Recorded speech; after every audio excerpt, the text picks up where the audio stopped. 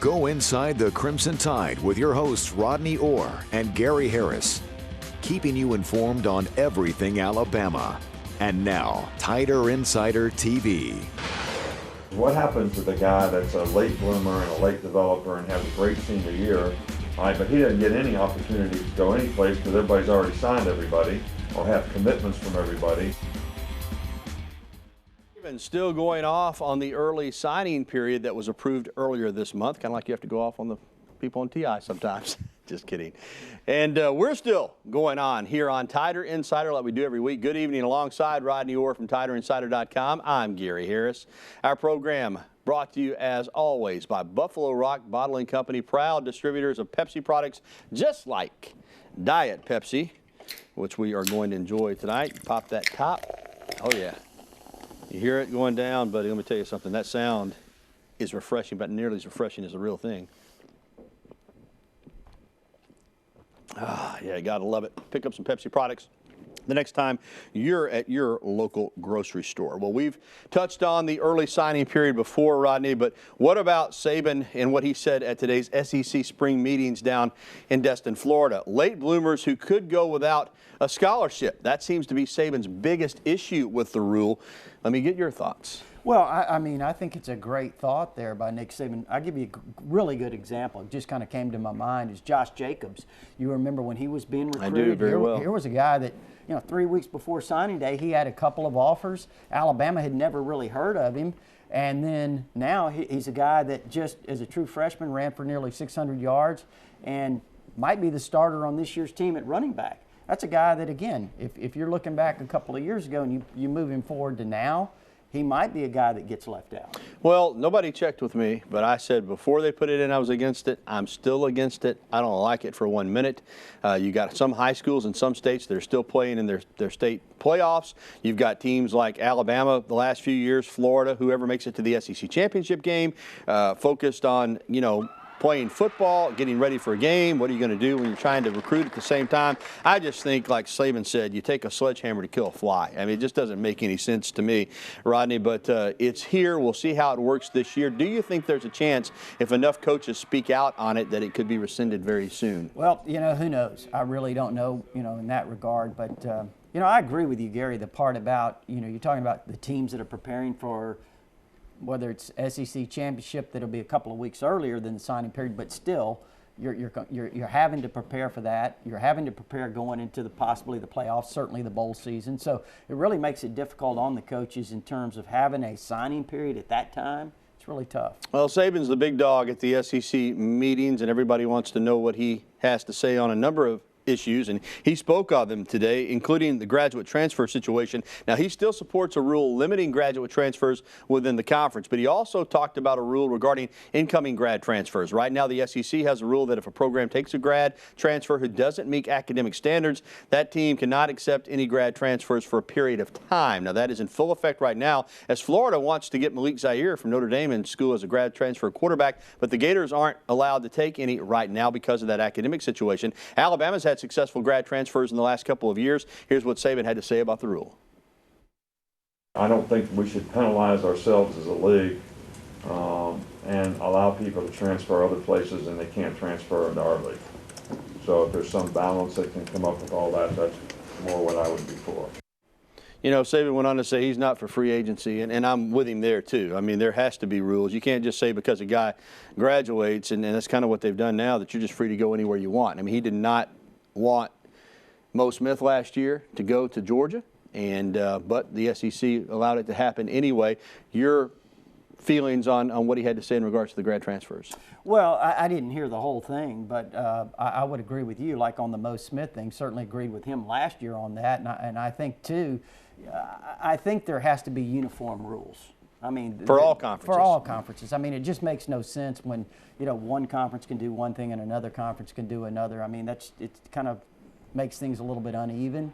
So I do agree with that. There certainly has to be rules that are equal to all. Of course, Alabama's benefited from the grad transfer rule. You saw Richard Mullaney, same thing with Garrett Dieter the last 2 years. They've been crucial components on offense. So, and, you know, Alabama will benefit more than most because, let's be honest, you know, if somebody transfers at a program is looking to move, Alabama's going to be one of the first places they look at for the chance to win a national championship. So it's not like Saban's trying to speak out of both sides of his mouth here. As you said, he just wants uniformity, consistency. And I think that's what it has to be. Like I said, Gary, I think that you certainly have to have that across the board. All right, still to come on Tider Insider Television. Wednesday, Greg Byrne made his first major decision as the director of athletics at Alabama. He fired the head baseball coach, Greg Goff. We'll discuss how the Crimson Tide tries to move forward with a third coach in 3 years. That's not ever what you want. And coming up, we'll be welcoming your phone calls, emails, and tweets. As always, the phone number will pop up on your screen, 205-348-WVUA. That's 205-348-9882. There's the email address, or you can also tweet at us using the hashtag TITV. We'll be back with the only show that takes you inside the Crimson Tide. Tider Insider TV will return after this timeout.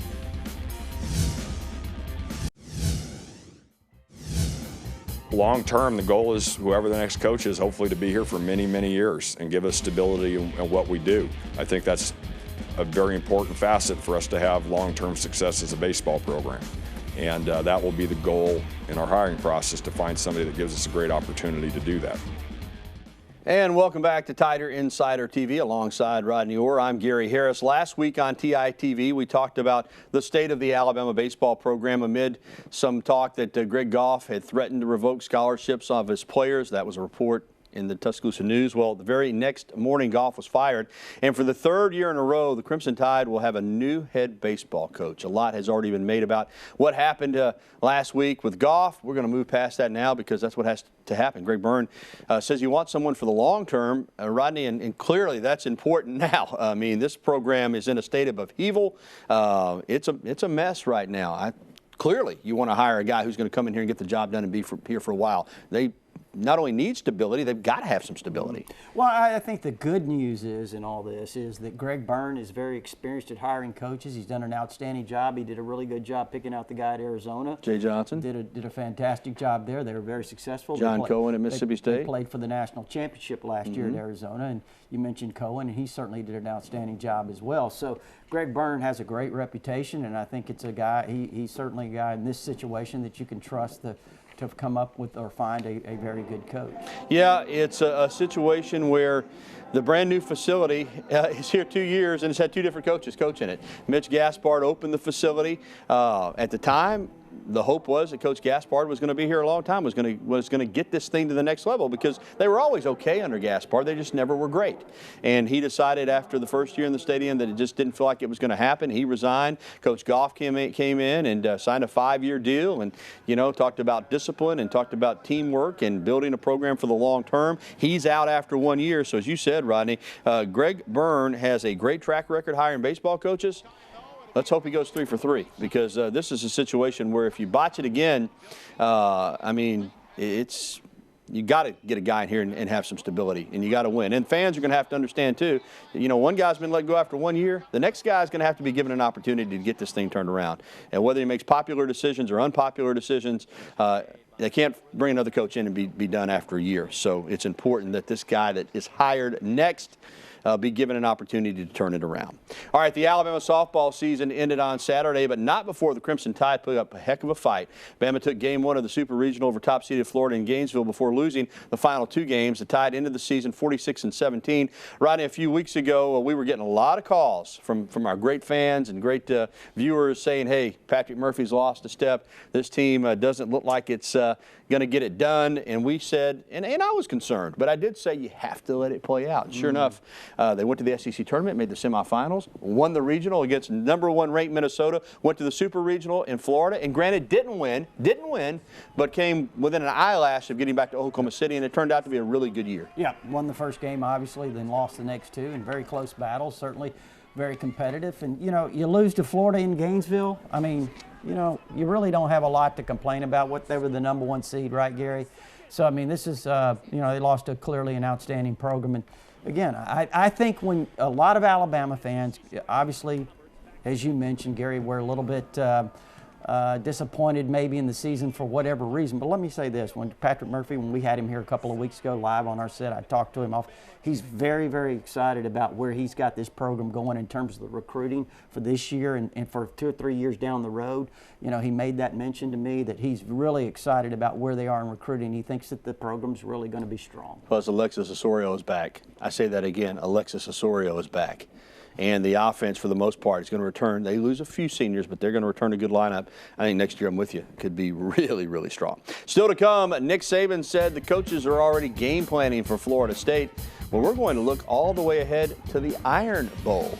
One Vegas casino has already laid out the odds for the game, and you may be surprised at what they are. And next, we'll be welcoming your phone calls, emails, and tweets. Again, the information posted there on your screen. Let us hear from you. We're excited about getting to the phones. And, you know, you don't have to agree with us. Many of you don't, but we'd love to hear your opinions. Or if you've got a question, call us 205-348-9882. We'll be back with more TITV right after this. The South Point Casino in Las Vegas has already issued odds for the Alabama-Auburn game on November 25th at Jordan-Hare. And the Crimson Tide favored, but by a lot less probably than what you would think. I mean, I would have said myself about 7. It's 3.5. Last year at this time, South Point had Bama as an 18-point favorite over the Tigers, and Bama went on to win by 18 points, 30-12. Those guys are really good at what they do. That shows you there's a lot of respect for Auburn preseason. And the Tigers and the Tide, that could be another one of those classic Iron Bowls down at Jordan-Hare. Rodney, you ready to go to the phones? Let's go. All right, our good friend Mary is waiting and ready. How are you, Mary, right here in Tuscaloosa? I'm good. How are you? Doing very well. What you got? I have 2 questions. Okay. Will Tony Brown get to play some this year since he graduated? And my second question is, will John Petty get to play basketball since he's a freshman coming in? All right, Mary. Well, yeah, we'll answer both. Yeah, Tony Brown is a graduate student, and he very much is in the plans. And in fact, you know, having a great run right now in track. He'll be at the NCAA National Championships beginning on June the 7th, and has flashed potential.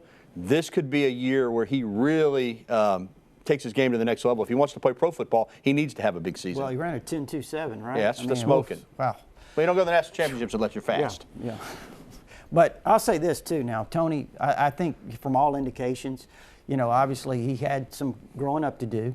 And I think that when you talk to certain people, they think that he's really shown a lot of leadership over the offseason and really started to mature. So I think that's big for him. Yeah, 100 meters smoking, and we'll see how he does up in Eugene, Oregon here in about a week or so. All right, let's go to Birmingham and talk with Bill. Bill, welcome into the program. Hey, guys, roll tide. Hey, Bill. Hey, tell us about the strength and weaknesses of Florida State coming up. Just want to know what we're up against. We can do that. Is Ben Davis going to play? We can do that, Bill. Yeah, Ben Davis redshirted last year. I wouldn't be surprised to see him on special teams. I wouldn't be surprised to see him get in maybe a little bit on defense. I think he's got some people ahead of him, but yeah, we're going to see him on the field some this year. Yeah, I think certainly he could. Of course, the redshirt freshman from Gordo, and you know, he's moved outside in the spring. He had been working some at inside linebacker. Again, he could move back and forth. It's certainly possible. But, you know, I agree with Gary. There's a good chance you will see him on special teams. And Florida State, there's a lot more strengths and weaknesses, Bill. That's why they're going to be in the top 3 of the country, just like Alabama preseason. You start with the quarterback. Granted, they're looking for a running back, but, yeah, you know, they're fast, athletic on defense. A lot of playmakers. You know, big, fast, talented team, much like Alabama. Yeah. Well, I think, too, obviously they've recruited extremely well. You mentioned DeAndre Francois, the quarterback. He's outstanding. But you know what, Gary? He took a lot of hits last year. He cannot withstand that against Alabama. You mentioned losing Dalvin Cook. But they have Cam Akers. He went through spring practice. I think he's going to be a fantastic freshman running back. One of their big issues is going to be up front offensively. Will they be able to handle Alabama's defensive front? That's a good question because, again, they really struggled up front offensively last year. All right, let's head northwest to Hamilton, the home of Craig Sanderson, Gary Hollingsworth, and others, and also Holcomb, home to Holcomb. How are you, Holcomb? Fine, thank you. How are you? And you do a wonderful job. You do better than the Big Show does on their deal. Well, thank you, anyway, anyway, I just think that, Coach Mal Moore did a wonderful job, obviously, with his hire, and so did Bill Battle with his hire, Coach Battle.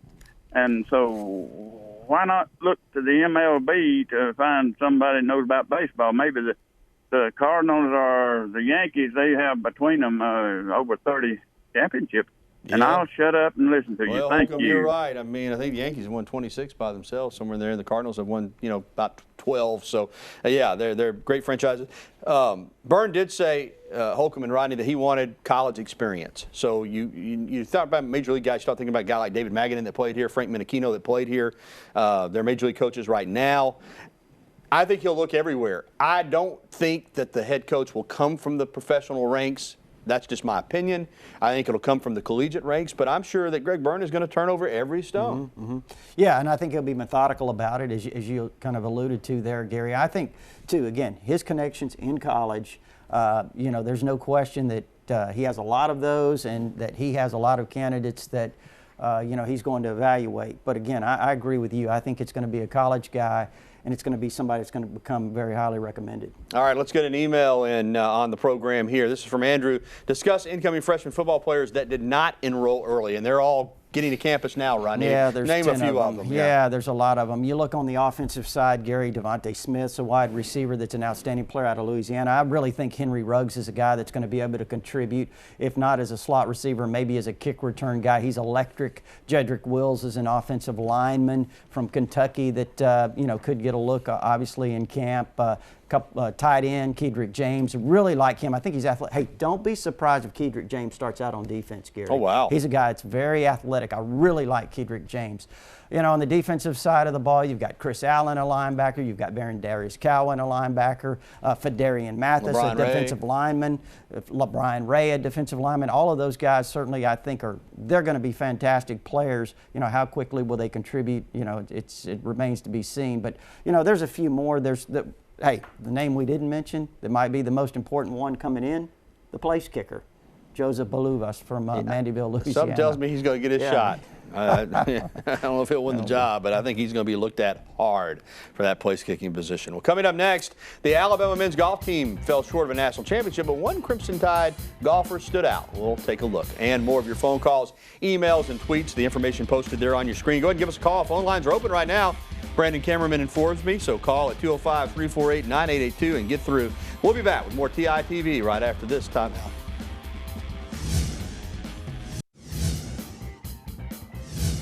Alabama's Jonathan Hardy finished tied for 19th overall at the NCAA Men's Golf Championships. Here he is on the 6th hole, the third shot out of a par 4 from the sand, and he chips it in. What a shot. Crimson Tide's team finished 17th overall, just 2 strokes shy of making it into the final round of stroke play at the tournament held outside Chicago.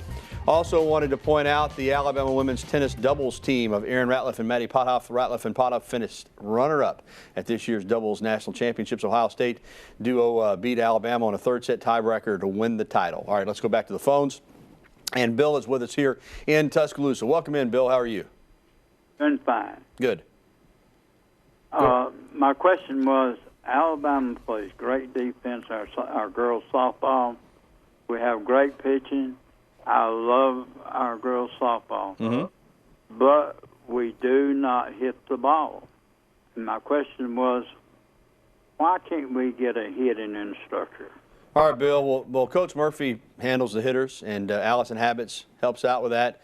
Stephanie Van Brakel-Prothro does a great job with the pitchers. And I'm hearing what you're saying, but I think if you look at the numbers, I don't know that they back up your comments. I think this year maybe they weren't as good offensively as they've been, but over the years this has been one of the best offensive teams in collegiate softball.